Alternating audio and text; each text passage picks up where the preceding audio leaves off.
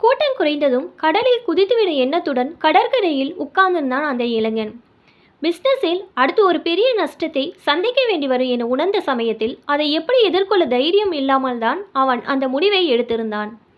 அவன் அப்படி உட்கார்ந்த சமயத்தில் சற்று தொலைவில் கயிற்றில் கட்டிய பலூனை கையில் வைத்து விளையாண்டு கொண்டிருந்த ஒரு சிறுமி சற்று முன் அதை வாங்கி கொடுக்க மறுத்த அவள் அம்மாவிடம் அதை அடம் பிடித்து அவள் வாங்கியதும் அவன் கவனித்திருந்தான்.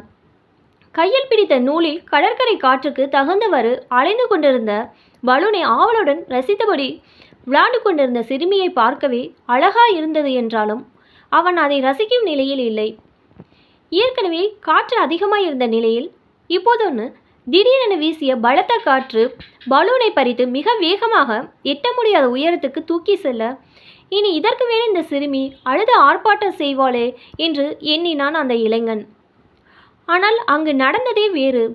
தான் ஆசையுடன் வாங்கிய பலூன் காட்டு பறித்து கொண்டு போனதை பார்த்தும் ஒரு கணம் அதிர்ந்தாலும் மறுகணமே வானத்தை நோக்கி செல்லும் பலூனை பார்த்து மகிழ்ச்சியுடன் அடடா என்று கைத்தட்டி உற்சாகமாக கத்தினாள் அந்த சிறுமி.